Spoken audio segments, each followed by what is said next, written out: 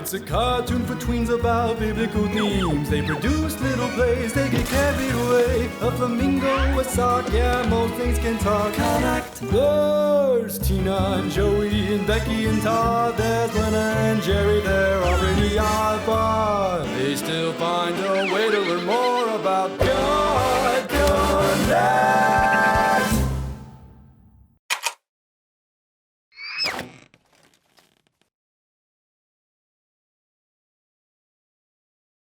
Let me get this straight, Joseph. Your brothers took your awesome rainbow coat, threw you in a pit, and sold you into slavery, and then your slave boss made you head of the household until his wife made a pass at you. You refused, she got angry, and framed you for illicit hanky-panky, which got you thrown into Egyptian prison next to I, the humble cupbearer. Is that an appropriate distilling of your woe? Yea, humble cupbearer. That is rough, Joseph. That is rough and tumble. What crime hath thou committed to warrant imprisonment? I dropped and shattered 8 of Pharaoh's goblets. Pharaoh threw me down here to think about what I did. Speaking of cups, I had a dream last night. Was it a pleasant dream? Nothing is pleasant when I shut my eyes. Humble baker, you too had a dream? More like a night terror. And wouldn't you know it, the prison dream interpreter threw out his back, so there's no one to interpret our dreams. Humble cupbearer, humble baker, tell me your dreams. You should probably stretch first. Todd! Okay, so there's this vine with 3 branches with 3 clusters of grapes hanging off. Pharaoh's cup was in my hand, and I took the grapes, squeezed them into Pharaoh's cup, and then Pharaoh shows up, but it's not Pharaoh. I mean, it's him, but he kind of looks like my dad. Anyway, he drinks from the cup, and then I woke up. This is what your dream means. The 3 branches are 3 days. In 3 days, Pharaoh will restore your position. Bonus! Go ahead, humble baker. I had a dream. I was carrying bread, and I dropped the bread, and the birdies ate the bread. Pharaoh's gonna cut off your head and impale your body on a pole. That's not age appropriate. Humble cupbearer, when all goes well for you, remember me and show me kindness. Put in a good word for me with Pharaoh. It's the first thing I'll do. You gotta admit, I'm showing improvement. Humble cupbearer, I just had the oddest dream. And the palace dream interpreter sprained his knee, so he's out until Ra knows when. Those guys need to limber up before they interpret dreams. Say, remember when you threw me in jail like 2 years ago? I just now remembered I was supposed to tell you about this Hebrew named Joseph who interprets dreams. Seriously, this guy is good. Bring this Joseph to me.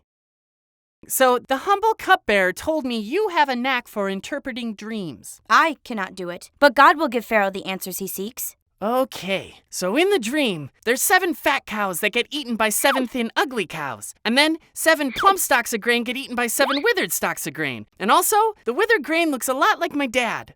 God is giving Pharaoh a farming forecast. 7 years of great abundance are coming all across Egypt, followed by 7 years of severe famine. So, the next 14 years ought to be handled delicately and with care. You should store the grain surplus from the first 7 years to prepare for the lean 7 to follow. Sounds great. Go ahead and do that. That thing you just said. Wait, what? Seriously? It's done. You're now in charge of all Egypt. Hey, everybody, if you need anything in the next 14 years, talk to Joseph. Okay? Okay. Well, that was abrupt. Something to drink? Joseph heeded his own advice, and it totally worked out. Joseph forgave his brothers for selling him into slavery and assured them that while they meant to totally wreck his life, God meant it for good. Which brings us to the moral of the story, that God is always in control, each event carefully planned out, with Joseph a spiritual wooden puppet forever at the Almighty's mercy and whim. The end. No. Children, your play was lovely and adorable, but I'm afraid you've come away with the wrong lesson entirely. More often than not, suffering comes from evil human intent. God's actions are in response to suffering and evil, and the resulting good is not always immediately apparent.